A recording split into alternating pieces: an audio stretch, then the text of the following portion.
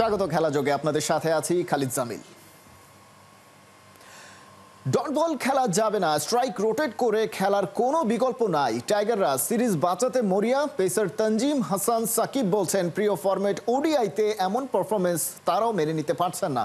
আবুধাবিতে do or die ম্যাচে শনিবার রাত সন্ধ্যা 6টায় মুখোমুখি হবে বাংলাদেশ আফগানিস্তান। আবুধাবি থেকে নাহিয়ান বিন জসিমের রিপোর্ট। ভালো আছি।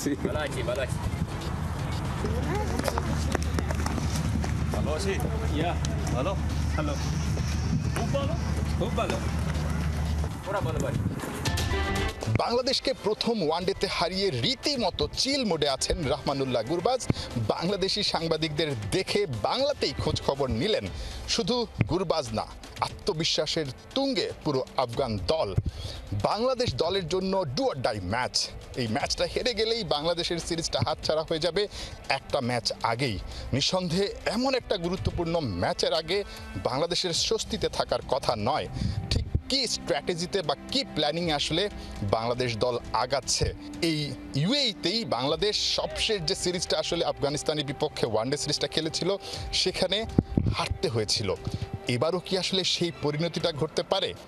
আমাদের ডেফিনেটলি এই ম্যাচটা আমাদের 100% দিয়ে নামতে হবে এবং আমরা আগের ম্যাচে যে ভুলগুলো করছি আমার মনে হয় আমরা ওগুলো নিয়ে কথা বলেছি এবং ওগুলো শুধরে কীভাবে নেক্সট ম্যাচটা আরও ভালো করে খেলা যায়। কারণ এই ম্যাচটা না জিততে পারলে তো আমরা সিরিজ থেকে আউট হয়ে যাব, সিরিজ হেরে যাব। সো এই ম্যাচটা খুবই ইম্পর্টেন্ট আমাদের জন্য।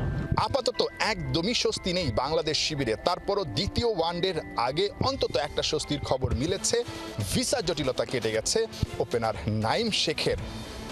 ঢাকা থেকে আবুধাবির বিমানে চড়েছেন। যখন নামবেন তখন ম্যাচ থেকে অল্প কয়েক ঘন্টা দূরে।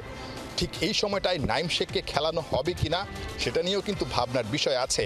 নাইম শেখ খেললেও কি আসলে ব্যাটিং ডিপার্টমেন্টের যে দুর্বলতা সেটা কেটে যাবে? বাংলাদেশ সাম্প্রতিক সময়ে প্রিয় ফরম্যাটে রীতিমতো ঢুকছে। সবশেষ 10টা ম্যাচের 6টাতে 50 ওভার খেলতে পারেনি। 50 ওভারই ফরম্যাটে যখন একটা দল 50 ওভার খেলতে পারে না তখন কিন্তু দুশ্চিন্তার অনেক কিছু আছে। ব্যাটিং নিয়ে আসলে টিম মিটিংয়ে কিংবা ড্রেসিং রুমে কি আলোচনা হচ্ছে? মেনলি আমাদের এখন প্রধান কনসেন্ট্রেশন হলো গিয়ে স্ট্রাইক রোটেট করা, কারণ আমরা অনেক বেশি ডট বল হয়ে যাচ্ছে। সো এটা নিয়ে আমরা সবাই অনেক বেশি কনসার্ন এবং আমার মনে হয় 50 ওভার ম্যাচে আপনি যদি একটা কম্পিটিটিভ স্কোর না দিতে পারেন তাইলে জেতাটা আসলে ডিফিকাল্ট হয়ে যায়। সো আমরা এখন কীভাবে আমরা স্কোর করতে পারি এই উইকেটে ওইটা নিয়ে আমরা আলোচনা করতেছি। সাকিব, সিরিজটা নিয়ে যতটা না আলোচনা হচ্ছে আমার কাছে মনে হয় যেন সামনে যে 2027 বিশ্বকাপটা আছে, র্যাঙ্কিংয়ের একটা হিসাব নিকাশ আছে, নিশ্চয়ই জানেন। আমরা হয়তো এই সিরিজটা যদি 3-0 হারাতে পারতাম আফগানিস্তানকে, একটা ধাপ আগাতে পারতাম, 9 আসতে পারতাম। সো এই জায়গাটা একটা ক্যালকুলেশনেরও ব্যাপার আছে। তো টিমের যে র্যাঙ্কিংটা সেটা নিয়েও কি আপনাদের মধ্যে আলোচনা হচ্ছে? কারণ 2027 সরাসরি কোয়ালিফাই করতে গেলে কিন্তু এই ব্যাপারটা খুব বেশি ইম্পর্টেন্ট আসলে। ডেফিনেটলি আমরা তো ওডিআই আমাদের সবারই ফেভারিট একটা ফরম্যাট বাংলাদেশের। সো এই জায়গাতে 10 নম্বর থাকাটা আসলে এটা মোটেও অ্যাকসেপ্টেবল না। আমাদের মনে হয় আমরা আরও উপরের দিকে থাকাটা আমাদের জন্য এটা মানায় আসলে আমাদেরকে। সো আসলে যেটা হয়ে গেছে, এখন কিভাবে নেক্সট ম্যাচগুলো জিতা যায় এটাতেই আমাদের টার্গেট এবং 2027 ওয়ার্ল্ড কাপ কীভাবে আমরা ডাইরেক্ট খেলতে পারি। কোয়ালিফাই খেলাটা আসলে এটা আমাদের মানায় না বাংলাদেশ ক্রিকেট টিমে। সো আমরা কীভাবে ডাইরেক্ট খেলতে পারি ওইটা আমাদের মাথায় থাকা উচিত। দ্বিতীয় ওয়ানডেতেই টাইগারদের মরণ কামড় দিতে একেবারে প্রস্তুত হয়ে আছে জনাথন ট্রটের শিষ্যরা। পিছনে অনুশীলন করছে আফগান ক্রিকেট দল এবং তারা কোনোভাবেই আসলে বাংলাদেশকে ছাড় দিতে নারাজ ওয়ানডে সিরিজে। তাদের জন্য আত্মবিশ্বাস। সবশেষ ওয়ানডে সিরিজে তারা বাংলাদেশকে হারিয়েছে, প্রথম ম্যাচটাতে হারিয়েছে। টি20তে যেই বাংলাদেশের বিপক্ষে হারটা তারা কোনোভাবেই কিন্তু আসলে মেনে নিতে পারছিল না। বাংলাদেশকে অবশ্যই ঘুরে দাঁড়াতে হলে নিজেদের শতভাগ তার চেয়ে বেশি দিতে হবে এই আবুধাবির জায়েদ ক্রিকেট স্টেডিয়ামে। বাংলাদেশ কি পারবে? না পারলে সিরিজটা হারাতে হবে। র্যাঙ্কিংয়ে বাংলাদেশকে আরও দুর্বল অবস্থায় যেতে হবে, রেটিং পয়েন্টটা কমে যাবে। বিশ্বকাপ 2027 বিশ্বকাপে খেলার স্বপ্ন, সরাসরি খেলার যে স্বপ্নটা সেটাও অনেকটা ধূসর হয়ে যাবে। নাহিয়ান বিন জসিম, 71, আবুধাবি, সংযুক্ত আরব আমিরাত।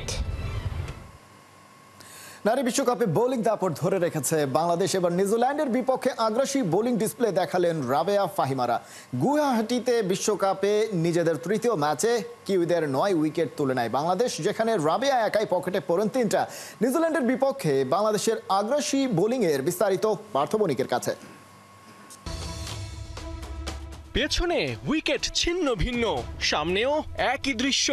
বাংলাদেশের কাছে নিউজিল্যান্ড হঠাৎই যেন এলোমেলো।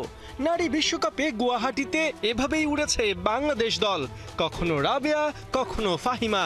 বাঘিনীদের গর্জনে কিউই শিবির যেন ছন্নছাড়া। যদিও বিশ্বকাপে নিজেদের তৃতীয় ম্যাচে শুরুর ছবিটা ছিল একদম উল্টো। নিউজিল্যান্ডের বিপক্ষে টস হেরে ফিল্ডিংয়ে টাইগ্রেসরা, কিন্তু গেল 2 ম্যাচের মতো এবার আর প্রথম ওভারেই উইকেট তুলতে পারলেন না বাংলাদেশের স্পিড স্টার মারুফা। সুজি বেটস আর জর্জিয়া প্রিমার ওপেনিং জুটি থেকে তুলে নেন 35 রান। তবে নবম ওভারে জোড়া আঘাত আনেন রাবেয়া। 4 রানে স্টাম্পিংয়ের শিকার হয়ে ফেরেন জর্জিয়া। এক বল বাদে ভুল করে বসেন আরেক ওপেনার সুজি বেটস। বাউন্ডারির বৃষ্টি ঝরিয়ে 29 রানে ফেরেন রান আউট হয়ে। 11তম ওভারে নিজের দ্বিতীয় উইকেটটি তুলে নেন রাবেয়া। পিচে আসতে না আসতেই 1 রানে ফিরে যান অ্যামেলিয়া। 38 রানে 3 উইকেট হারানোর পর বাকি সময় নিউজিল্যান্ডের হয়ে কামব্যাকের গল্প লেখেন ক্যাপ্টেন সোফি ডিভাইন আর ব্রুক হ্যালিডে। দুজনেই তুলে নেন 50, সাথে গড়েন 112 রানের জুটি। অবশেষে 44তম ওভারে এই পার্টনারশিপ ব্রেক করেন ফাহিমা খাতুন। আউট হবার আগে 104 বলে 69 রানের ম্যারাথন ইনিংস খেলেন ব্রুক হ্যালিডে। পার্টনারকে হারিয়ে বেশিক্ষণ টেকেননি ক্যাপ্টেন সোফি। 63 রানে তাকে বোল্ড করেন নিশিতা আক্তার নিশি। মিডল আর লোয়ার মিডলে কিউইদের হয়ে ডাবল ফিগার টাচ করেন ম্যাডি গ্রিন, ইসাবেলা গ্রেস আর লিয়া টাহুহু। এদিন বেশ খরুচে ছিলেন মারুফা। শেষ ওভারে দেন 16 রান। 7 ওভার বল করে 58 রানে অ্যাচিভমেন্ট বলতে কেবল 1 উইকেট। অন্যদিকে নিউজিল্যান্ড নির্ধারিত ওভারে বোর্ডে তোলে 9 উইকেটে 227 রান। হায়েস্ট 3 উইকেট তুলে নেন রাবেয়া খান। পার্থ বণিক, 71। বাবা দোকানে দোকানে রুটি ফেরি করে বেড়ান, ছেলে খেলেন ক্রিকেট, স্বপ্ন দেখেন জাতীয় দলে খেলার। বোলিং নৈপুণ্য দেখিয়ে এলাকায় কাগিস ও রাবাদা পরিচিত পেয়েছেন তিনি। খেলাধুলার টানে স্কুলের রুমেই চলে থাকা খাওয়া। বাবার কষ্ট কমাতে খেলতে চান জাতীয় দলে। 10ম শ্রেণীতে পড়া জুবাইরের গল্প শুনেছেন আবু নাইম। বাবা কিছু বলে না। বাবা তো ছোট্ট একটা শব্দে কত না বলা কথা বলে ফেললেন জুবায়ের। বাবার কষ্ট তার মনেও দাগ কেটে যায়। স্বপ্ন কিছু একটা করা, যাতে দোকানে দোকানে গিয়ে বাবার বেকারের রুটি বেচতে না হয়। আমার বাবা সাধারণত একজন বেকারি আছে না, এগুলোর ওয়ার্কারম্যান, যে দোকানে দোকানে যে মাল সাপ্লাই। তো জানি না কত টাকা ইনকাম হয়, বাট 500-700 টাকা তো এরকম লাভ হয় দিন শেষে। ক্রিকেট খেলার সরঞ্জামাদি কিনতে দরকার টাকা। দিন এনে দিন খাওয়া বাবার জন্য তা বয়ে বেড়ানো বেশ কষ্টকর। তাই সিলেটের স্থানীয় ক্রীড়া সংগঠকদের দেওয়া অর্থের মাধ্যমে চলছে ওদের প্র্যাকটিস। অদম্য ইচ্ছার চেষ্টা দেখে সৈয়দ হাতেম আলী স্কুল অ্যান্ড কলেজের কর্তৃপক্ষ থাকা খাওয়ার ফ্রি ব্যবস্থা করে দিয়েছে। সাপোর্টটা আমরা নিজেদের মধ্যে আমরা তৈরি করে দিই। 6 ফিট উচ্চতার জুবায়ের স্বপ্ন দেখেন একদিন জাতীয় দলে খেলবেন। এখন থেকেই ফলো করেন ইংল্যান্ডের পেসার জোফ্রা আর্চারকে, কিন্তু সবাই তাকে ডাকে কাগিসো রাবাদার নামে। সাউথ আফ্রিকান পেসারের মতো দেখতে, তাই রাবাদাই তার ডাক নাম। আমার আইডল বলতে ইংল্যান্ডের আর্চার, আর আমার যে নাম স্যারে উনি আমাকে পরিচিত করেছেন রাবাদা ডিভিশন ক্যাম্পে। তো এখন সিলেটের মাঝে যারা আছে সবাই আমার রাবাদা চিনে, বাট আমার ভিতরে যেটা মানে আইডল উনি আমার আর্চার। গতির সাথে কোনো আপোষ নাই। তার ভাষ্যমতে 135 কিলোমিটার/ঘন্টায় বল করতে পারেন এই পেসার। খেলেছেন স্কুল ক্রিকেট। নিজের সামর্থ্য জাহির করতে চান আরো ভালো কোনো স্টেজে গিয়ে। ডিস্ট্রিক্টে 133, আর এর আগে কক্সবাজার যখন খেলছি তখন এভারেজ 135-136 এরকম যেত, মানে ভালো গতি যেত, বাউন্স টাউন্স মারতাম। এখানে কক্সবাজার মাঠও ভালো, ফেসিলিটি ভালো, তখনও উইকেট ভালো গতি করতাম এরকম। জুবায়ের মতো আরো বেশ কিছু স্টুডেন্ট নিয়ে প্রতিষ্ঠানটি একটা টিম তৈরি করেছে, যেখানে সবাই বিনা খরচে লেখাপড়া ও থাকার জন্য একটা রুম পেয়েছে। এবং আমরা ওই যে ছাত্র থেকে কিছু পয়সা পাই, প্লাস আমরা যারা আছে, স্কুলের শিক্ষক শিক্ষিকা এবং যারা কমিটি, সবাই আমরা চেষ্টা করতেছি। সিলেটের এই তরুণরা কখনো জাতীয় দলে খেলবেন কিনা জানা নাই, তবে এদের ডেডিকেশন আপনাকে বুঝিয়ে দিবে এদেশে ক্রিকেট মানে কি। কোটিপতি থেকে বেকারিওয়ালা সবার ছেলেরাই দেশের ঝান্ডা ওড়াতে চায়। আবু নাইম, ৭১, সিলেট। আক্ষেপ হতাশার সঙ্গী করে এশিয়া কাপ বাছাইয়ের অ্যাওয়ে ম্যাচ খেলতে হংকং চায়না গেল বাংলাদেশ। হোম অ্যাডভান্টেজে অতিথি দলকে হারানোর সুযোগ হাতছাড়া করে হৃদয় পুড়লেও পেছনে পড়ে থাকতে চান না ফুটবলাররা।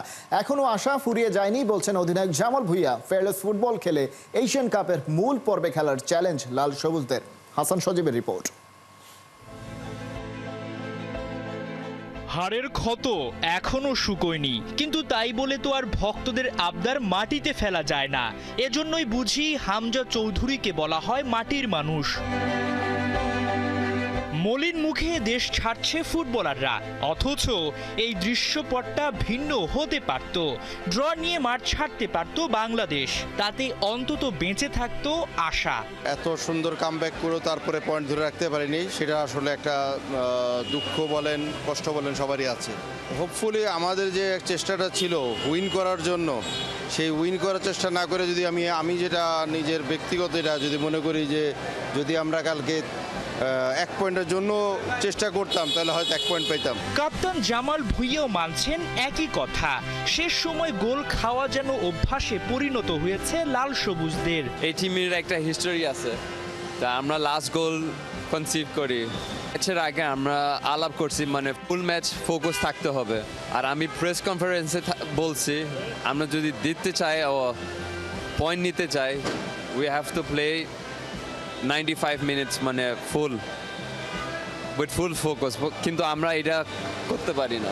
যদি কিন্তুতে এশিয়ান কাপের মূল পর্বে খেলা বেশ মুশকিল, সে বাস্তবতা জেনেই হংকং চায়নায় অ্যাওয়ে ম্যাচ খেলতে যাচ্ছে বাংলাদেশ।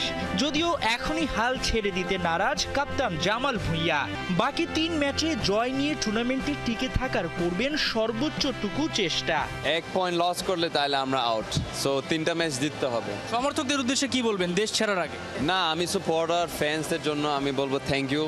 আপনারা সবাই মানে ভালো সাপোর্ট দিছে, কিন্তু আমরা এটা আসলে আমরা দিতে চাইছি 3 পয়েন্ট, বাট এটা আমরা দিতে পারি না। বাট ইনশাল্লাহ আরও 3টা ম্যাচ আছে, সো ইনশাল্লাহ আমরা দিব কিছু। ঘরের মাটিতে হংকং চায়নাকে রুখে দেওয়ার সুযোগ পেয়েও হাতছাড়া বাংলাদেশের। ঢাকায় ফ্যাসিলিটিস নিয়ে আছে হংকং চায়নার বিস্তর অভিযোগ। এর মধ্যে ম্যাচ শেষে হামজা চৌধুরীর সঙ্গে দুর্ব্যবহার ওদের কোচিং স্টাফদের। অ্যাওয়ে ম্যাচে দাঁত ভাঙা জবাব দিতে পারবেন তো চৌধুরী সাহেব? ওর সাথে খেলার পরপরও কিন্তু কোচরা তার সাথে বিহেভিয়ারটা ভালো ছিল না। প্রেসিডেন্ট যে কথাটা বলেছে, যে বার্তাটা হলো যে এই ম্যাচটা তো আর আমরা ফিরে পাবো না। এখন নেক্সট যেখানে যাচ্ছেন সেখানে হলো হংকংয়ের হোম গ্রাউন্ড, সে হংকং সে অ্যাডভান্টেজগুলো নিবে। সেখান থেকে এই রাগারাগি বা মাঠে ক্রস করে কোনো রকম যেন কাট যেন না খায়, তাহলে এই জন্য কাট খেয়ে যদি দেখা যায় পরের যে ম্যাচগুলো আছে। এখন তো আমাদের একটা অবস্থা হলো যে অন্যান্যরা কি করে সেদিকে তাকায় থাকা। হাসান সজীব, ৭১। ড্র করলে অন্য একটা থাকতো। এখন সাউথ কোরিয়া সফরটা একপেশে হলো ব্রাজিলের সিউল ওয়ার্ল্ড কাপ স্টেডিয়ামে। স্বাগতিকরা পাত্তাই পায়নি আঞ্চলতির ছেলেদের সামনে। ফ্রেন্ডলি ম্যাচটা সেলেসাওরা জিতেছে ৫-০ গোলে। রিপোর্টে বিস্তারিত। 10 seconds back to back. Virtual দুনিয়ায় এই কমেন্ট দেখে আপনি হয়তো বিরক্ত, তবে মাঠের খেলায় সেটা যেন উদযাপনের অংশ বানালো 5 বারের বিশ্বজয়ী ব্রাজিল। সাউথ কোরিয়ার বিপক্ষে ওদের মাঠেই চলছিল সেকেন্ড হাফের খেলা। স্বাগতিকরা অলরেডি পিছিয়ে পড়েছিল জোড়া গোলে। ওরা কামব্যাক আর করবে কি? রদ্রিগো আর এস্তেভাও পরপর 2 বার ওদের জালে বল পাঠিয়ে দিল। ব্যাস, লিড বেড়ে ডাবল। Score line 4-0। ঘড়ির কাঁটায় এই 2 গোলের ব্যবধান মিনিট 2 মতো হলেও যেন মনে হলো ওই ব্যাক টু ব্যাক 10 সেকেন্ডের মধ্যে ভোজবাজির মতো সেলেসাওরা চড়াও হলো আরও বেশি তাদের অতিথিদের কাছে।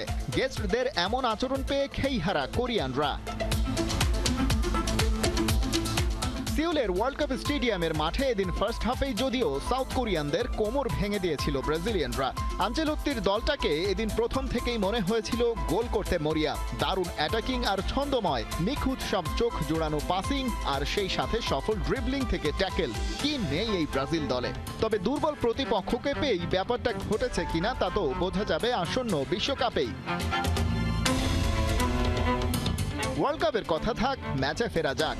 যে ম্যাচে মোট 5টা গোল দিয়েছে ব্রাজিল, তার শুরুটা 13 মিনিটে। ব্রুনো গুইমারেসের অ্যাসিস্টে ডান পায়ের শটে বল জালে ফেললেন এস্তেভাও। পরের গোলটা পেতে সেলেসাওদের অপেক্ষা করতে হয়েছে ম্যাচের 41 মিনিট পর্যন্ত। নেইমারের সেই আইকনিক নাম্বার 10 জার্সি পরে নেমেছিলেন রদ্রিগো। কাসেমিরোর বাড়ানো বলে শট নিলেন রিয়াল মাদ্রিদের 24 বছর বয়সী এই উইঙ্গার।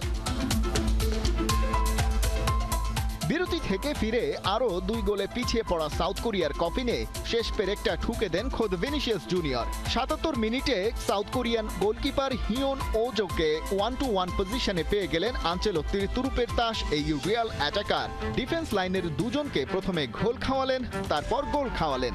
ম্যাচের বলার মতো ছিল না আর কিছুই। ফুল টাইম স্কোর লাইন 5-0-তে 60% কাছাকাছি বল পজিশন ধরে রেখে এই জয় নিয়ে ফিরছে ব্রাজিল। খালিদ জামিল, 71।